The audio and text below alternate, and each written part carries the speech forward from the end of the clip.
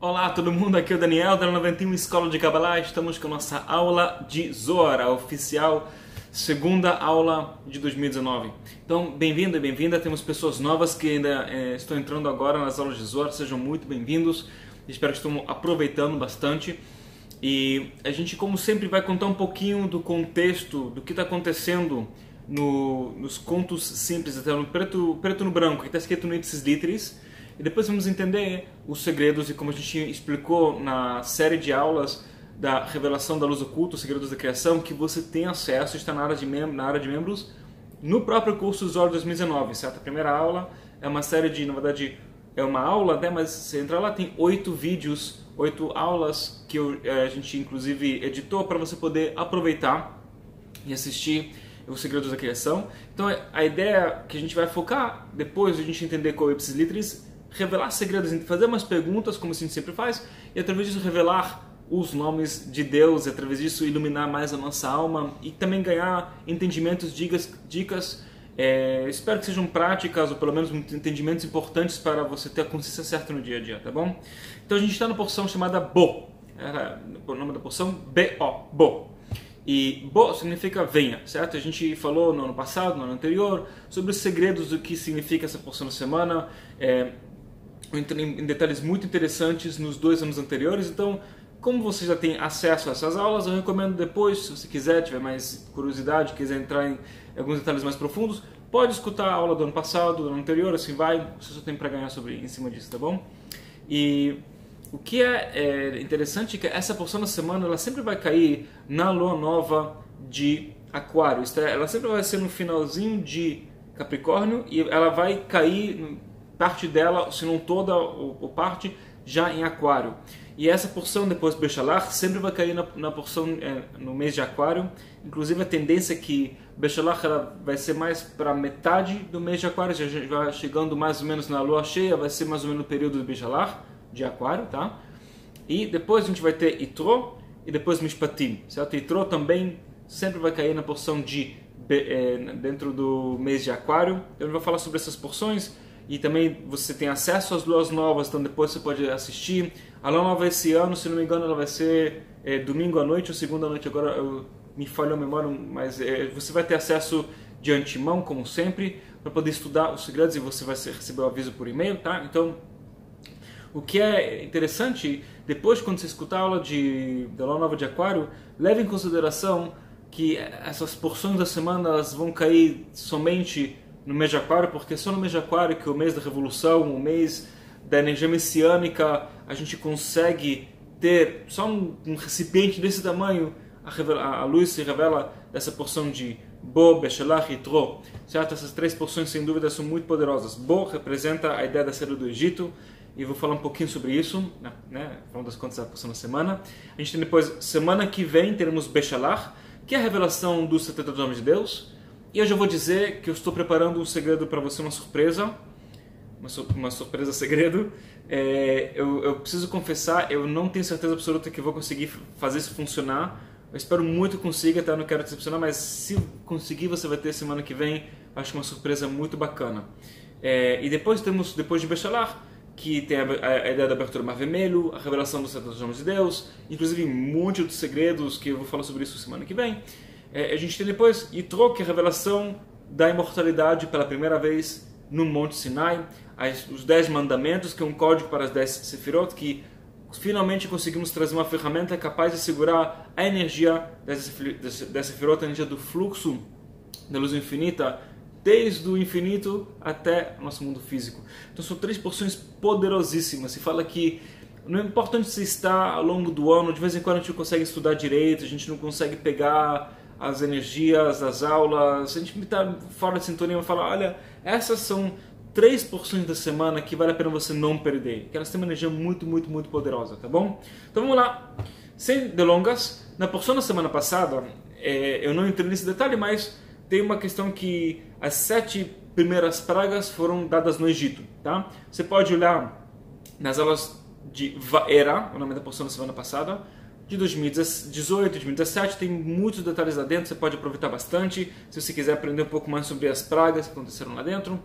E essa porção da semana, essas últimas 3 pragas, e quando acontece a última praga, isto é, 7 mais 3, então o total dá 10, ligados com as 10 Sefirot, vamos ver daqui a pouco um pouquinho mais especificamente essa questão das 10 Sefirot.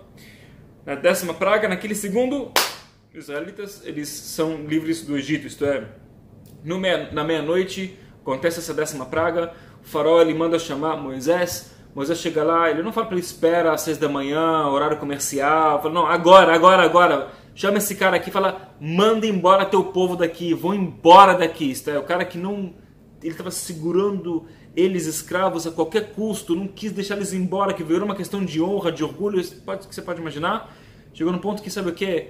Ele quis que eles fossem embora, explicamos sobre isso nos anos anteriores, da importância que você tem que chegar num ponto que o seu ego fala para você, o seu oponente interno fala para você, eu não quero mais. Isto é, chegar num ponto que o seu oponente desiste de você e fala, essa pessoa não dá para mim, certo? Faz sentido? Então, de novo, vamos focar agora em coisas novas. Então, a primeira praga dessas últimas 3 pragas, isto é, a gente tem as pragas que serão número 8, 9 e 10, que estão ligadas com a energia de Binah, Chokhmah e Keter, as 3 cifras de cima, é gafanhoto. E eu vou ler aqui especificamente a porção de Bo, aqui do Antigo Testamento, meu presente que eu ganhei quando ainda estava no meu serviço militar, um grande soldado que estava debaixo do meu comando, gente muito bom coração, até hoje eu sinto uma energia muito boa aqui dentro. E fala assim, verso, quem quiser, Êxodo, capítulo 10, versículo 4, e eu vou ler do hebraico original, fala assim, כי ממאן אתה לשלח את עמי, הנני מביא מחר הרבה בגבולך. Tá?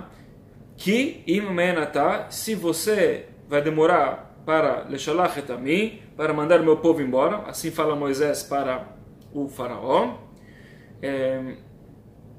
הנני מביא מחר הרבה בגבולך, eu vou trazer amanhã gafanhoto no seu, nas suas fronteiras.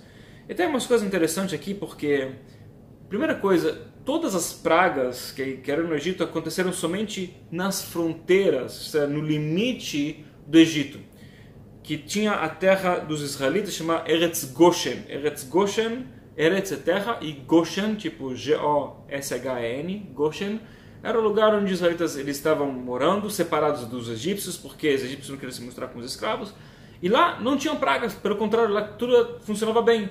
Essa primeira praga, que isso aconteceu na semana passada, que foi sangue, fala que todos os egípcios tinham sangue, não tinha água, a água virava sangue, israelitas tinham água. Aí os egípcios falaram, os israelitas têm água, então vamos lá. E quando os egípcios estavam chegando lá com baldes para extrair água, assim que a água entrava no balde do egípcio, virava sangue. E aí, ou quando ele roubava um copo de água do israelita, virava sangue, certo? Tipo, até fala os dois segurando o mesmo copo, e fala o egípcio para o israelita, bebe você e eu bebo contigo. E para o israelita era água, do mesmo copo, para o egípcio era sangue. Fala, como isso é possível? E se fala que o faraó não ficou muito preocupado com isso, porque se fala que a única forma que você podia ter água é só através de comprar, ela tinha que ter mérito, tinha que comprar. Saber que sangue representa também dinheiro, a gente explica isso em várias aulas de Kabbalah. Sangue significa sangue, em hebraico, né, obviamente, mas sangue também significa dinheiro. E tem uma razão pela qual significa dinheiro, explicamos sobre isso se não me engano, no nível 3 e vida ininterrupta, para quem tem acesso, era a questão do dinheiro e Kabbalah, Kabbalah fala do dinheiro e tal. E eles tinham que, então, falar, me dá que negue me dá, uma coisa é paralela à outra, eles tinham que comprar para ter. Então, só te falou que se quiser, temos aqui um bom desconto, uma garrafa está R$100. Se você quer, então, claramente comprou. O faraó não está preocupado com isso, porque, olha que coisa interessante. Quem cresceu na casa do faraó por uns bons 40 anos, até descobrir que ele não era o filho do faraó? Moisés. Então, de uma certa forma, o faraó já comprou de antemão méritos. Ele, no final das contas, sustentou Moisés por 40 anos. E por isso, ele não tinha que comprar. Ele já tinha comprado no passado, ele comprou méritos. Uma coisa interessante para a gente entender. Às vezes, a gente nunca sabe, até a pessoa mais malvada da galáxia tem méritos, se não estivesse viva. E se fala que muitas vezes o universo ele quer, quando a gente vê uma pessoa que ela é nitidamente muito má, tá? A pessoa nitidamente é corrupta, tá tudo de ruim na vida da pessoa, ela faz tudo errado, e a vida dela é muito boa. Fala, uma razão é porque é provável que ela tem méritos. Também fez coisas boas, também, talvez ajudou pessoas que você nunca sabe, de formas que de formas escondidas, ocultas. Mas se fala que se tem muito mais negatividade do que positividade e a pessoa não quer se transformar, se a pessoa é negativa, no final das contas ela vai ganhar tudo de bom na vida dela, vai ganhar extra poder, que no final das contas esse extra poder, infelizmente, quando a pessoa não tem um recipiente, vai corrompê-lo. E uma pessoa que sim está fazendo coisas boas e tem mais bom do que ruim, mas não tem tantas bênçãos, é porque a luz está esperando que você construa seu recipiente devagarzinho, devagarzinho, devagarzinho, para você poder ter o mérito de, quando as bênçãos vierem, para você, eles fiquem para sempre, certo? E já com uma pessoa que vai falar, é melhor tirar dele essas coisas, então a melhor forma de você tirar é, tipo, dar para ele, além de que ele é capaz de segurar, e essa pessoa acaba se perdendo, o poder vai corromper, ele vai perder, vai fazer coisas mais erradas do que certas, e acaba vai perdendo as coisas na vida. Então, você saber, às vezes a gente vê pessoas que são tão poderosas e tão chatas e negativas, você fala, como essa pessoa tem poder, sabe o que? De vez em quando é um processo que a pessoa está passando e se Deus quiser a pessoa não sofra, mas às vezes daqui a 1 ano, 10 anos, sei lá, até um mês, um dia, a gente não tem esse timeline, a pessoa de repente passa um desastre, você fala, agora eu estou vendo. Isso acontece, você nunca sabe, né, que está acontecendo, se é certo que é errado, você tem que olhar para a tua vida, mas só para saber que tem justiça no mundo, né? Mas tudo bem. Então, aconteceram assim as pragas uma por uma. Quando chegou essa 8ª praga, de repente Moisés fala, vou trazer gafanhoto no teu território. Mas de novo, a gente sabia que as pragas aconteceram só no território egípcio, certo? Então, qual é o lance de trazer bigvulecha no seu território?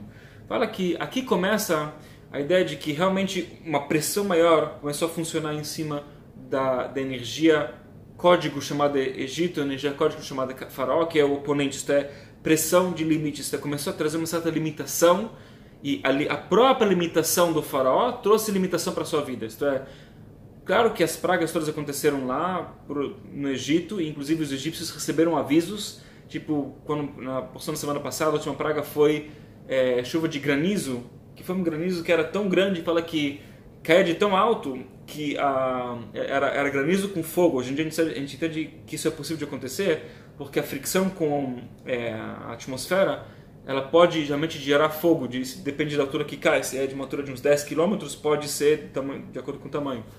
E houve um aviso para os egípcios, entre em casa e tal, que no final das contas a ideia não é vocês morrerem, mas tipo, se você, ou você me ajuda a falar com o Faraó, ninguém teve coragem de fazer isso, então, ou pelo menos se esconda.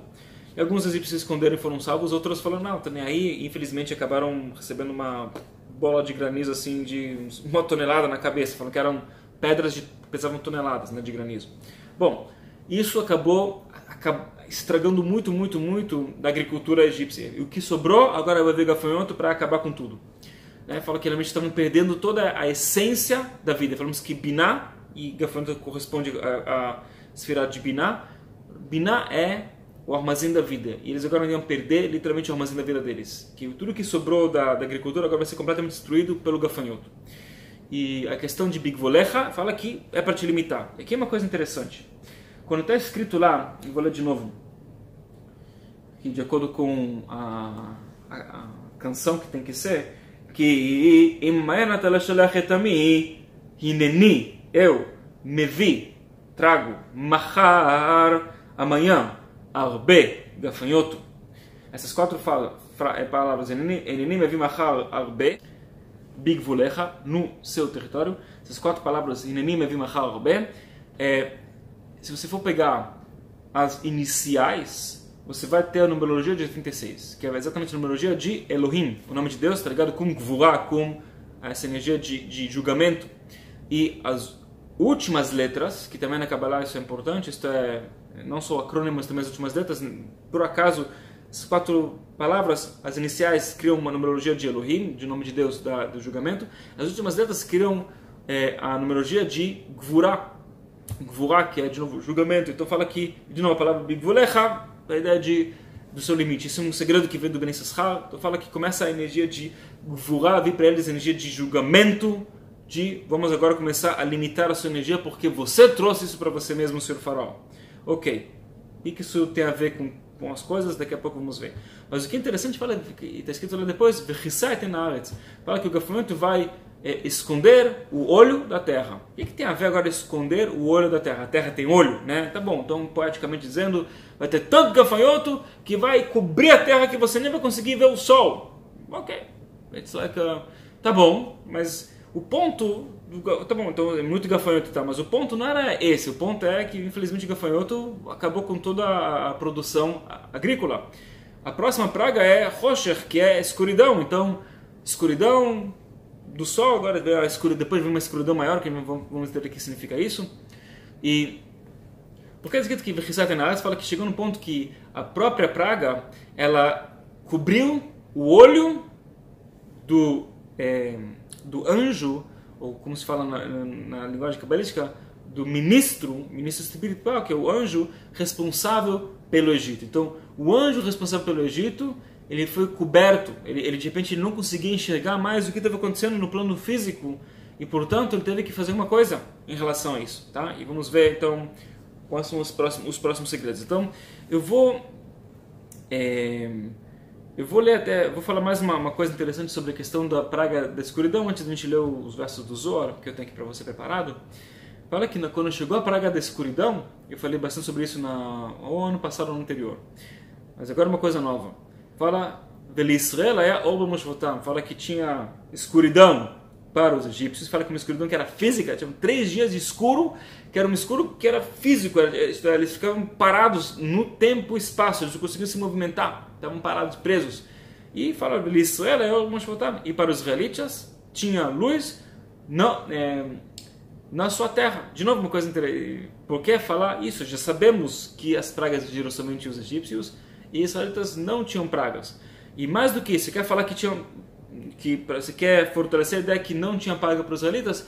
Porque está escrito de uma forma tão peculiar, porque tem 2 palavras que são supostamente desnecessárias. Se você quer falar que tinha luz para os israelitas, certo? Está escrito Vele Israel, Haya o Bemoshvotam.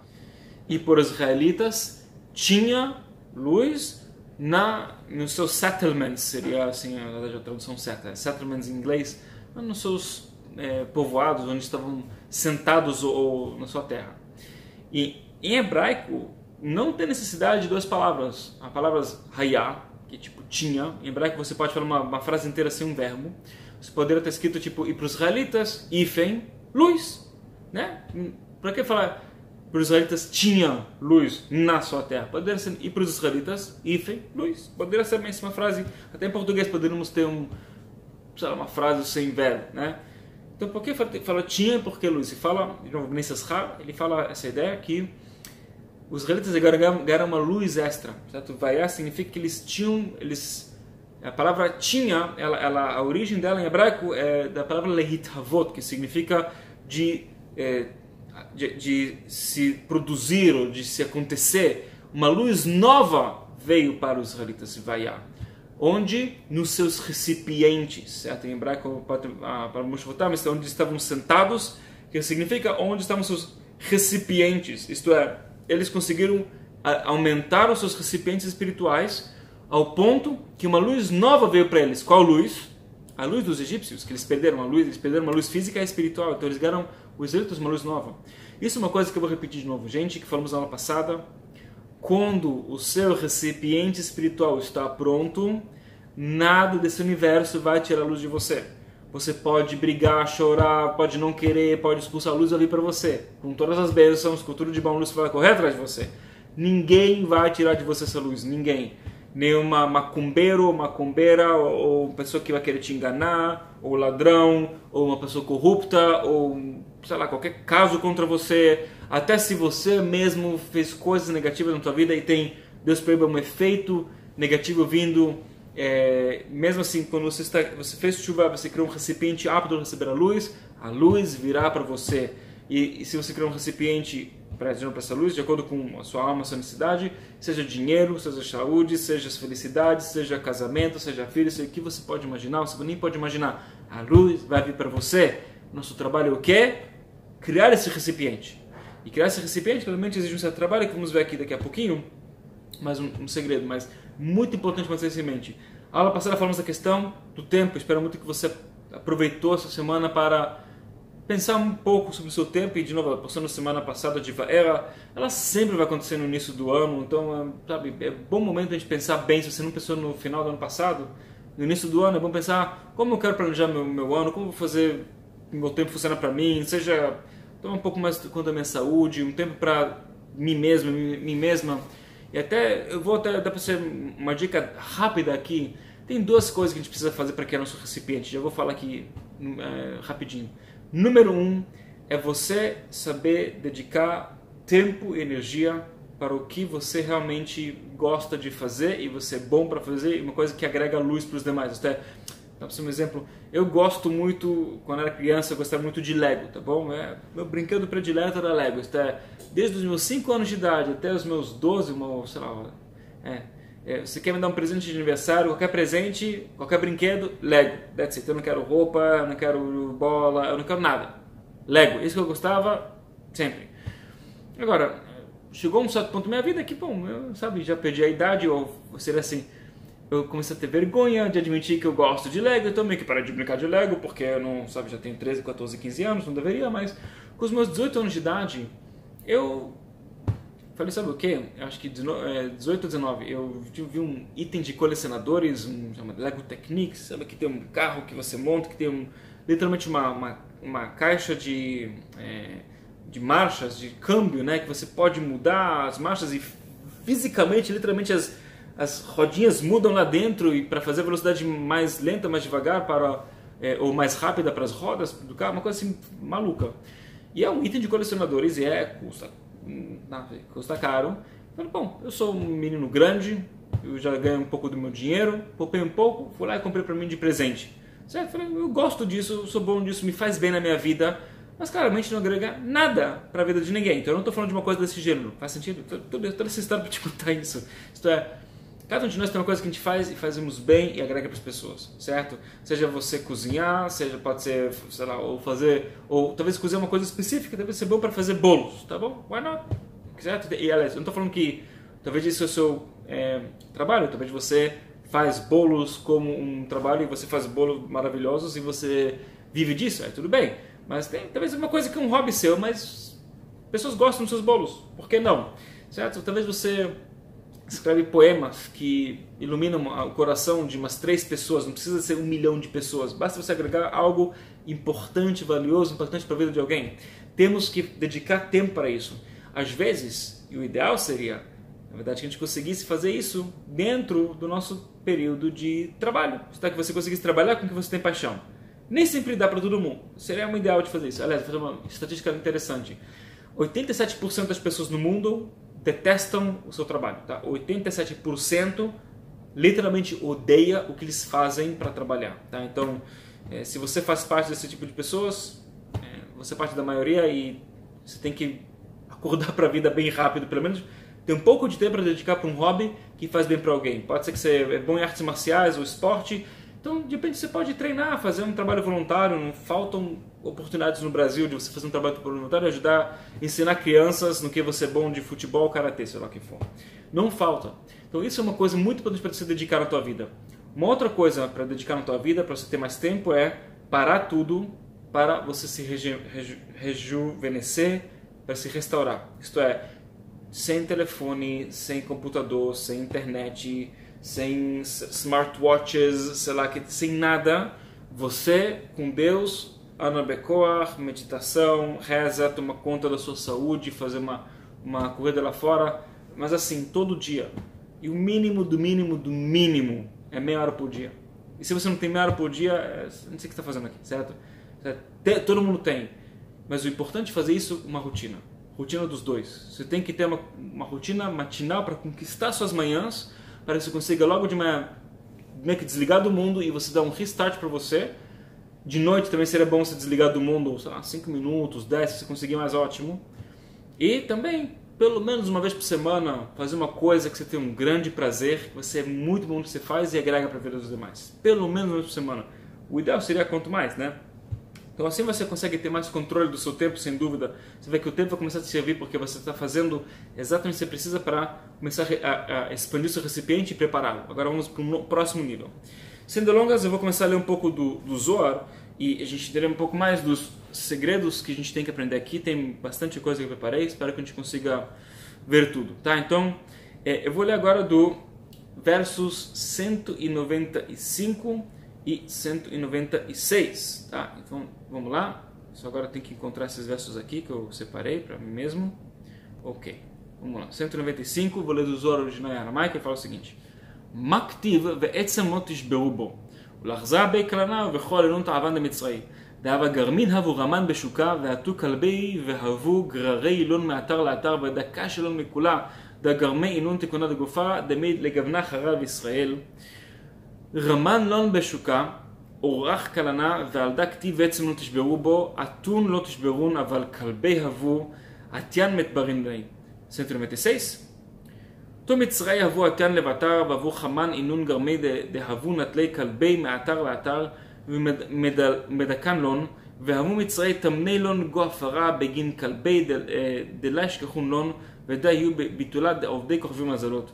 יתיר מסיטרא דלהון ודה קודש ברוך הוא הסתלק בעיקרה, והתכפיין כל חילין אחרנין, דהקדין התכפיין יתיר, כד בטילו, ישתכח מסיטרא דהון, ועל דה ישראל, lá מבטלי לון, דכתיב בעצם לא תשברו בו. Ok, então fala aqui uma coisa interessante. Fala que a pior coisa, mais difícil para os egípcios, foi quando eles viram os israelitas, que eles pegaram um ram, se fala em inglês, ou em português de Portugal seria ares, ou um carneiro, e que, né, carneiro ou ares, aliás, desculpa, acho que falei errado, acho que isso em português de Portugal, fala o signo de Ares, você fala signo de carneiro, certo? Uma vez eu fui para Portugal e dei uma palestra e tal, para nossos alunos portugueses que estão nos assistindo, eu falei uma coisa de signo de Ares e ninguém entendeu nada, eu falei, carneiro, signo de carneiro, certo? Então, carneiro, Ares, não é à toa que uma coisa está ligada à outra, não é à toa que a saída do Egito acontece no mês de Ares.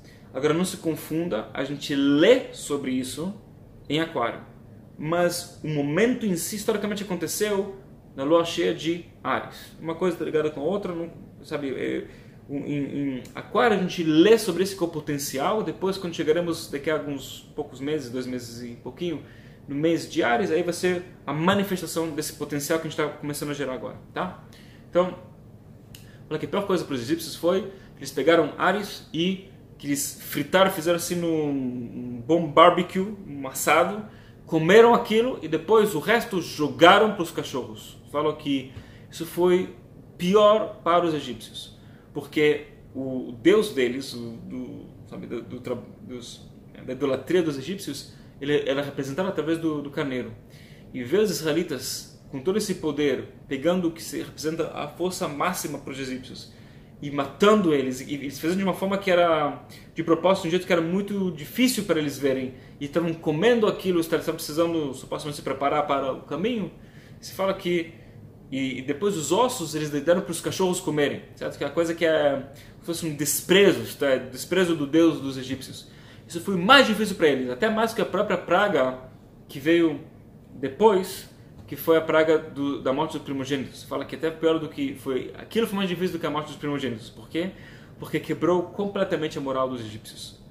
Ok, falamos sobre isso, se não me engano, nos anteriores, mas vamos agora entrar num detalhe um pouquinho mais interessante de por que isso foi tão difícil para eles. Então aqui fala o Zohar, porque os egípcios começaram a correr atrás dos cachorros e tirar os ossos das bocas dos cachorros. E para não ter esse desprezo, eles enterraram, pelo menos para não ser uma coisa tão não honrada, para pelo menos enterrar os ossos para que os cachorros não encontrem. E se fala que através de enterrar, os próprios egípcios estavam simbolizando e estavam mostrando que eles estavam dispostos a enterrar o seu próprio Deus. Que ia chegar num ponto que eles tinham que enterrar. Fala que se enterra algo na terra, debaixo da terra, isso representa algo, certo? Então, nesse para isso significa uma coisa negativa, quando a pessoa falece, claramente não é uma coisa agradável, mas enterrar é uma forma de você guardar a pessoa, para que o corpo da pessoa, para que ele consiga se decompor de uma forma certa e a energia volta para a terra. Fala que se animais comerem aquilo, não é uma coisa boa, não é uma coisa bacana, certo? Então, quando você enterra, você está falando, ok, essa coisa agora não tem mais existência, it's over, certo? Fala, inclusive, até com um livro de Torá, um pergaminho de Torá feito de couro, quando ele não pode mais ser usado, não tem, acabou mesmo, um livro de Torá ele pode existir, ele pode ser usado por 1000 anos, se ele está bem tratado, 1000 anos ele pode estar em uso, mas chega um ponto que até um livro de Torá não segura mais, aí se fala que o certo é você enterrar, e o costume é enterrar perto de um túmulo de um tzadik, de um justo, certo? Eu já fui para alguns túmulos de tzadikim, de justos em Israel, você vê que lá tem um negocinho extra para mostrar que debaixo tem Torá, que debaixo você não fica pisando porque você tem uma Torá, não, mas se você pisar no túmulo de alguém, né? Você não pisa nisso, né? É um desrespeito. Você tem um lugar que mostra aqui tem uma Torá perto, aqui tem uma Torá, para você não pisar em cima e estar perto de um tzadik, para mostrar uma questão de respeito, mas a gente entende que essa Torá fez o trabalho dela e não mais acabou, it's over. Assim falam os egípcios, foram forçados para não ver o Deus deles ser desprezado, forçados a it's over. It's over, não tem mais poder espiritual. Gente, se fala que a coisa mais perigosa do mundo é quando alguém faz algo em nome de Deus. Cada um com o seu Deus, que entende que é Deus. Certo? Mas quando a pessoa faz algo em nome de Deus, é o mais poderoso que tem para o bem e para o mal. Se você for perguntar aqueles malucos do ISIS, aqueles, né, os islâmicos fanáticos, que eles estão decapitando pessoas em nome de Deus. E eles são muito perigosos, porque eles realmente têm uma fé absoluta da loucura deles, que eles estão fazendo algo em nome de Deus.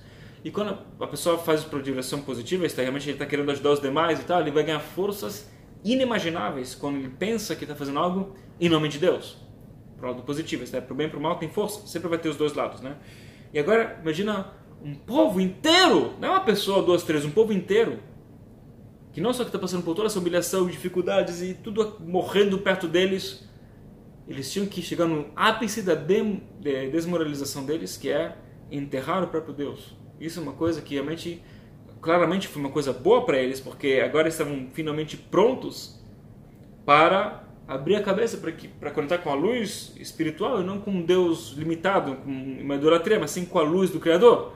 Mas aquele momento foi difícil, porque eles ainda estavam ligados à máquina espiritual, como se fosse, imagina uma máquina, tem um carro que tem uma máquina que é movida a petróleo, e agora você tem um Tesla, uma máquina movida a eletricidade, e é uma máquina que é bem mais eficiente, bem melhor, tudo melhor de bom. Agora, para fazer uma transição de uma coisa para outra, it's not that easy, não é tão fácil assim, certo? Existe um processo. Então eles estavam enterrando, como se fosse a máquina, enterrando lá dentro, debaixo da terra. Então isso foi muito difícil para eles. Mas vamos entrar agora um pouquinho mais a fundo o que foi tão difícil para eles, tá? Então agora eu vou ler os próximos versos, que são os versos 220 a 228. E eu já vou avisar, tem uma coisa bem profunda aqui, tá? Eu vou começar inclusive a ler do 221, tá? 221 até 228. Alguns segredos bem interessantes aqui para você. Então enquanto que a gente lê os versos, você pode meditar, trazer essa luz do Zohar para sua vida, para sua família, trazer bênçãos para a semana inteira, para a vida inteira. 221, fala assim: Levatar aved ma'ana ravreva, כגון מן דאבית חפירה רברבה תמלא מן מעיה דנפיק מן מעיין, האם מענה את קרי ים, והוא מענה תיטעה, והוא מענה רברבה והתפלג לזין נחלין, כפו מענין עריכין אחית פשט מעיה מן ימה. לשבעה נחלין והמקור מעיין בימה, וזה נחלין אינון יוד. ויתבר ומנה אלין מענין דתקין יהדרון מעיה למקור, וישתערו מענין תבירין יבשין בלא מעיה. Então aqui fala usar uma coisa interessante, fala que peguei um verso que vem de um capítulo um pouco maior, mas ele está no início desse capítulo. Eu não vou conseguir ler tudo porque, de novo, temos um limite de tempo. Mas ele fala sobre o segredo do universo de uma forma um pouco diferente e explica que tem uma fonte. Na verdade, em português, a palavra fonte, agora que estou pensando sobre isso, ela significa duas coisas. Tem fonte d'água, mas aquela fonte d'água tem uma fonte, isto é, tem um source, né? Então, em hebraico, são palavras diferentes. Então ele fala do source, que é a fonte inicial, a fonte da fonte. Depois ele fala que tem uma fonte d'água, né, Ma'yan. E depois tem Yam, que disso a água que vem do lugar, uma água que sobe da fonte e ela gera o mar. E depois desse mar nós temos 7 rios diferentes que eles vão trazendo vida para o mundo todo. Claramente é uma alusão para as 10 Sefirot. Quando fala da fonte, Keter, e assim ele continua explicando isso, eu não vou ler tudo, mas ele fala no 222, 223, fala que a fonte da fonte é Keter, e a Keter ela não tem nenhum... É uma coisa que é tão além da gente que a gente não consegue entender. Ele fala que Keter é representada através de uma pontinha da letra Yud. A letra Yud tem a menor letra em hebraico e ela tem uma pontinha, como se fosse o ponto que não tem dimensões, não é isso? Falamos em várias ocasiões, em termos geográficos, né? Estamos num mundo que é 4-dimensional, estamos no tempo e espaço. Então o tempo é uma dimensão e o espaço tem 3 dimensões, né? Para cima, para baixo é uma dimensão. Você tem para frente, para trás uma dimensão e para direita e esquerda outra dimensão, 3 dimensões. Aí tem um mundo que tem 2 dimensões, que é só para cima, para baixo e direita e esquerda. Aí tem um mundo que é 1-dimensional, que é a direita e esquerda. E um mundo que tem 0 dimensões é um ponto, certo? Então é um ponto. Agora, depois ele fala que através desse ponto você tem a letra Yud em si, parte da letra Yud, que é a fonte da água, e depois vem Binah, que é o armazém da vida, que fala o mar, na verdade, nesse caso ele não fala, ele não chama isso de mar com água salgada, mas seria mar de água doce, que já o mar, pelo mais que é gigantesco, mas a gente pensa assim, em todas as águas que tem nos todos os oceanos do planeta Terra, é gigantesco, mas é mensurável, certo? Tem lugares, né, nos oceanos que a gente não conseguiu explorar, então a gente tem mais conhecimento sobre o espaço sideral, só para você ter uma noção. Nós temos conhecimento mais sobre o espaço sideral, nós conseguimos chegar a lugares mais longes no espaço do que a gente conseguiu chegar dentro da Terra nos oceanos, certo? Tem lugares no oceano que a gente não sabe, não temos a mínima noção de nem como a gente começa a jornada para chegar lá, porque a pressão atmosférica é tão forte, tipo 1.100 pressões atmosféricas, é impossível, a gente não sabe como fazer para trazer algo lá dentro para começar a enxergar o que está acontecendo lá embaixo, certo? E sei lá, se tem lá embaixo alienígenas, outros bichos e as questões, né? Legal. Então, isso é uma coisa que, assim, pelo mais que é gigantesco, conseguimos ter uma noção de quanta água tem na Terra. E Binah, pelo mais que é uma fonte gigantesca de vida, é o armazém da vida, tem um certo limite. Já a fonte que vem antes, a gente não entende de onde ela vem, tem uma fonte que fala que é a luz. E aí vem as 7 sefirot e tal. Ok, legal, muito interessante, né? Poético e tal. Eu vou ler agora o verso 228, que é a continuação disso. E aí fala, então essa parte que eu queria falar. Fala que, o Zohar explica que são as 10 sefirot, claramente, tal. Ele fala que ele corrigiu, ou criou, esquadrões para servir. Na verdade, a palavra Shamshah seria para usar, são usuários das 10 sefirot, de acordo com os níveis. E fala que esses usuários são capazes de trazer essa energia, é como se fosse um ponto de contato entre uma sefirah e uma próxima realidade um pouquinho mais física. E quais são esses usuários, vamos dizer assim? São Malachim, Erelim, Serafim, Chayot, Ofanim, Hashmalim, Eilim, Elohim, Bnei Elohim e Shim, tá? São 10 tipos de anjos diferentes, tá? Esses são os 10 tipos. O Elein Aved Shamashim. E para cada um desses anjos eles têm servos, ok? E fala que um dos servos é Samechmen Vechol Kitot Dilei Vinun Ka'ananim Lemerkav Beon Nachta Be'arav Vinun Kesusin Lon. Para que um desses servos é o anjo da morte. O anjo da morte, no final das contas, ele não foi criado por conta própria. Fala que ele foi criado como anjo positivo e ele caiu assim como antes da queda de Adão e Eva. Ele caiu. A primeira queda aconteceu, na verdade, com os anjos. Tem 4 anjos caídos, que fala que quando Adão e Eva eles foram antes de ser criados, fala que alguns anjos eles ficaram preocupados, falou, Deus, você vai criar esse ser humano, o ser humano vai criar problemas, certo? E falou o anjo da paz, falou, o homem é só brigas. Então, temos um problema, certo? O anjo da paz promove a paz, o ser humano vai contra isso. O anjo da verdade falou, o ser humano só mentiras o dia inteiro, mente, fica mentindo, certo? Inventa coisas. Legal. E aí falou o Criador, olha, sim, ele vai trazer guerras, vai mentir, vai trazer muitos problemas, mas eu vou inventar para ele a ferramenta de Teshuvah. E através de Teshuvah ele vai ser capaz de ser além dos anjos. Se fala que o anjo da paz e da briga e da verdade não gostaram disso, falaram, ok, but we trust you. Então a gente deu um passo para trás. Mas tiveram alguns anjos que falaram, não, o homem vai cair e não vai ter como superar, porque eles duvidaram. Fala que assim que eles duvidaram, eles tiveram uma sua queda espiritual. 2 anjos que falam que até hoje estão presos na terra, tipo, num lugar, sabe se elas estão nos oceanos também, não sei. Azkav e Azakel, o nome dos 2. tá? Modificando um pouco o nome para não falar, não é bom falar o nome deles. E um dos outros, teve mais dois anjos, que é o oponente, o anjo da morte, e a sua esposa. Tem duas versões. Uma versão fala que foi o anjo da morte mais outro anjo, outra fala que foi o anjo da morte e a anja da morta, tá? A parte feminina do anjo da morte. E aí depois foi esses anjos que eles tiveram a missão de começar a cutucar Adão e Eva, que acabou que eles caíram, tá? Aliás, pergunta interessante para você. Você pergunta, sabe, o anjo da morte lá no paraíso, ele falou com quem? Falar para Eva para comer da fruta proibida, não é isso? Fala, Eva, pergunta, onde estava Adão?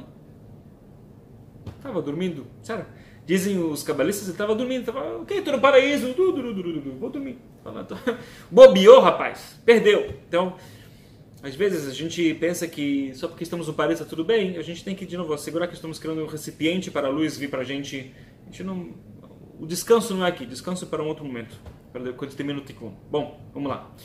Então, quando eu falo de descanso, está claro que você tem que descansar, e falei sobre isso na aula, você tem que se descansar, de saber como se desligar do mundo e tomar conta de você, mas falando de querer descansar, dar férias da vida, aí é perigoso já. E você entendeu o que eu quero falar. Então, se fala que esses servos, que são os derivados desses tipos de diferentes, sei lá, anjos, vamos dizer assim, fala que um deles é o oponente, é o anjo da morte. Se fala que ele precisa, isto é, ele já está num nível um pouco maior. Você tem a Sefirot, que é um lugar muito, muito elevado. Aí tem os usuários da Sefirot, que eles são um nível um pouco mais denso. Aí tem os seus servos, que são um nível um pouco mais denso. E esse próximo nível se fala que tem uma fisicalidade. E fala que o anjo da morte ele vai procurar, como qualquer outro anjo, se manifestar através de coisas físicas. E você não tem que ter medo de gato preto. Tá? Tô falando de... Deus proíbe quando chega a hora de uma pessoa ir embora desse mundo físico, quando está na hora, e se for uma doença, ou sei lá o que for, vai vir através disso. Então, eu quero falar isso, não é que o anjo da morte ele vai agora, tipo, tem um foice e tal. Acontece, infelizmente, todo dia, a pessoa tem que ir embora do mundo, manifesta-se através de uma coisa negativa, mas é uma manifestação física que ficou mais densa de uma energia do anjo da morte. Por que isso te interessa na tua vida? Se fala que, lembra que falei que a praga número 8, que de repente o olho da terra estava coberto e o anjo não conseguia mais, tinha um bloqueio espiritual, e o anjo não conseguia ver mais o que está acontecendo lá embaixo, no Egito. Ele teve que se manifestar no mundo físico, ele teve que vir no mundo físico para poder ver o que está acontecendo, para tomar conta dos egípcios. E o que aconteceu? Sendo que ele veio no mundo físico, se fala que primeiro os egípcios viram uma tremenda manifestação de energia, eles viram literalmente o anjo deles, imagina um Godzilla, gigante assim, mas não feito com um Godzilla, está o tamanho do Godzilla, mas um anjo forte, com energia e tal, tipo, os egípcios viram esse negócio, falaram, pô, você tá vendo o que eu tô vendo aqui, ou eu tenho que parar de fumar esse bagulho aí, desculpa falar dessa forma, tá? Tipo, caraca, eles viram a força! E aquela força, aí ela se manifestou, logo tinha que não pode existir no mundo físico, foi um vislumbre e se manifestou na fisicalidade, onde no cordeiro que mataram. E aí, por isso foi tão difícil para os egípcios, porque eles viram com os próprios olhos, e foi proposital, para eles verem que acabou, cara, acabou o jogo, você está jogando no time errado, você tem que jogar no time certo, tá? Isto é, quantas vezes acontece para nossa vida que a gente joga no time errado? Agora, às vezes, e como você vai saber? Porque às vezes eu estou no time certo, eu tenho que perseverar. Isso que eu fico falando, acho que eu encho a paciência de todo mundo em todas as aulas. Persevera, não desista, persevera, não desista, persevera. Como eu vou saber que eu estou jogando no time certo e para perseverar? Ou eu estou jogando no time errado e tipo, né, deixa para lá. Então, às vezes, a maioria das vezes a resposta, ela é bem óbvia, certo? Porque no final das contas, você está virando um ser humano melhor nesse processo. Isto é, o que significa ser um ser humano melhor no processo? Os israelitas viraram seres humanos melhores na escravidão? Você acha que eles viraram pessoas melhores? Eles chegaram num nível tão péssimo, falam que chegaram no 49º portão da negatividade. E se chegassem no 50º, eles não teriam mais saída. A escravidão, eles chegaram na escravidão porque eles estavam num nível espiritual muito ruim, mas a escravidão só piorou a moral deles. Eles estavam caindo mais. Então, no final das contas, eles supostamente eram um time vencedor, eles saíram do Egito, não é isso? Ok? Como você vai saber se você está no time vencedor ou não. É para você ser uma pessoa melhor. E eles não estavam sendo pessoas melhores. Mas, pelo mais que os israelitas estavam indo para lugares péssimos, de falar mal um do outro, de fofoca, e de egoísmo, e não sei o que, tá? Mas sabe o que? Pelo menos eles sabiam guardar 3 leis espirituais. Isso é muito importante. Como sabe que você está virando uma pessoa melhor? Ou porque você está virando uma pessoa melhor com os demais, tá bom? Isto é, você está ficando uma pessoa melhor com os demais, e não que você tipo se acha o máximo, tá? Isto é, você ajuda uma pessoa por 30 segundos na rua e você acha, eu sou incrível. Não, você ajuda uma pessoa por 30 segundos na rua e você pensa, eu preciso agora ajudar 2 pessoas por 1 minuto cada na rua. Isto é, você sabe que está ajudando alguém de verdade, porque a consequência não é você se encher de ego, mas sim você perceber que você é capaz de mais, e você quer mais, e você de fato vai lá e faz mais. Não precisa fazer amanhã, mas amanhã, depois de amanhã, daqui a uma semana, mais cedo ou mais tarde você faz mais. Faz sentido? Tá? E você tem que procurar isso, que você está fazendo mais. Todos nós fazemos mais e às vezes a gente nem percebe isso. Tá? Ou você talvez não consegue ser legal com os demais, mas entre você e a luz, você melhora a sua atitude. Algo acontece que melhora você como ser humano. Tá? Com a sua conexão com a luz. Você tem uma reza mais profunda. Talvez você reza menos, mas a reza que você faz menos é bem mais profunda, ela é bem mais autêntica, ela é bem mais intensa, certo? Você tem uma conexão mais profunda com a luz, você quer ter essa conexão com a luz, você realmente quer ter aquela... Eu preciso, sabe? Bom, algo muito forte acontece entre você e a luz, ou você com os demais, e no final das contas vai chegar no ponto que você está no time certo. Os egípcios não tinham nada de ser melhor com os demais, melhor com a luz do Criador, melhor com nada. Eles estavam preocupados com o quê? Como eu posso ter mais prazer agora? Tem como ter mais prazer agora? Ótimo. Posso ter um pouquinho mais? Ótimo. E um pouquinho mais prazer? Ótimo, tá? Perdão. E, olha, desculpa agora eu vou ser explícito, tá bom? Vou ser direto ao ponto. Não tem problema se você agora quer fazer uma nova receita de uma comida, um jantar para cozinhar para sua família, esposa, marido, cônjuge, namorado, sei lá o que for, pai, mãe. É para ter prazer físico. Tá bom, mas você está fazendo para os demais. E você quer ter prazer para as pessoas e tal. Ou até falar, sabe o que? Sexo.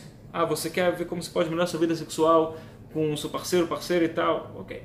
Outra coisa é o negócio ser do controle. E você começar a procurar prazeres físicos mais e mais e mais para você, para os demais, para você, isto é, sem pensar nos demais, de uma forma que está descontrolada. E que você simplesmente começa a perder tempo com isso, tá? Isto é, quando você começa a perder mais e mais e mais e mais tempo fazendo mais coisas que estão ligadas com o seu prazer imediato do agora, ou a sua depressão do agora, a sua tristeza, que, no final das contas, é se envolver, ficar na própria lama, versus você desenvolver e dedicar tempo para conexão com a luz ou ajudar os demais, assim você sabe se está jogando no time certo ou errado. Tá? Você está num casamento está muito ruim, é para divorciar, é para ficar. Claramente é uma coisa muito delicada, específica, tem que pedir muita ajuda, você não pode tomar uma decisão só por causa que eu falo uma coisa, uma aula, mas uma dica para você ter um direcionamento da bússola, tá? Tipo, tá bem sucinto, né?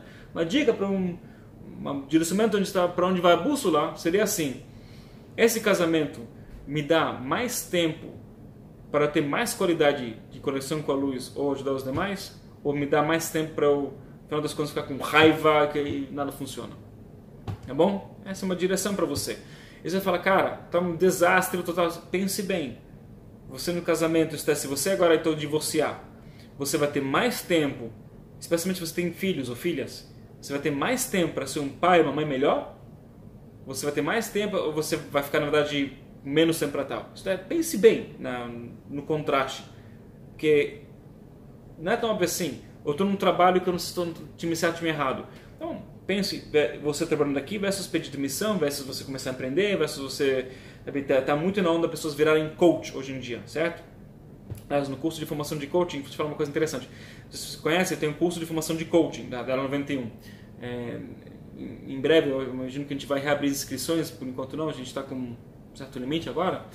Mas eu falo assim, eu fiquei um pouco impressionado que cerca de 72 ou 3% das pessoas que fizeram o curso até hoje não queriam fazer o curso de formação de coaching para virar coach. Queriam fazer o curso para poder se capacitar mais, para ter mais ferramentas no trabalho, no relacionamento, no dia a dia, com eles mesmos, Mas não queriam agora necessariamente virar coach. Poucos colocaram isso como uma meta, depois talvez eu possa virar um coach se eu quiser na minha vida. Eu achei isso bem legal, na verdade. No início eu falei, nossa, poxa, que estranho. Mas depois eu falei, nossa, é muito legal isso.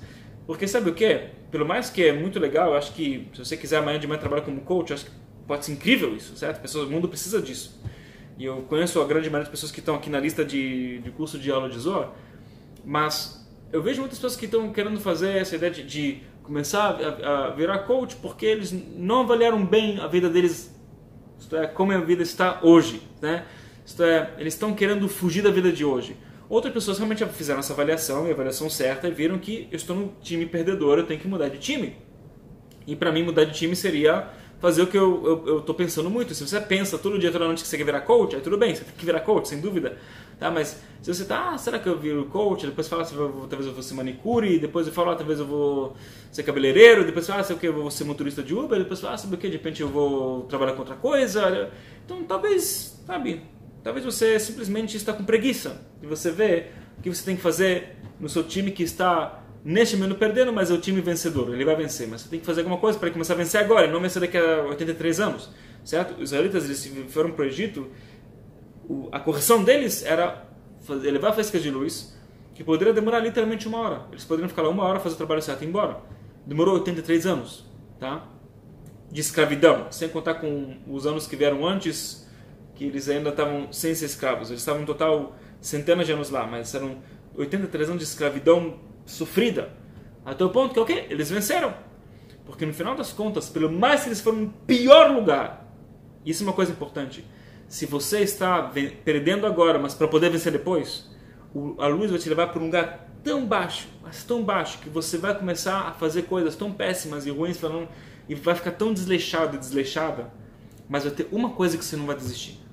1, 2, 3 conceitos que não só que você não vai desistir, que são positivos, que você até vai se fortalecer neles. Eu te falo, eu já passei por isso na minha vida algumas vezes.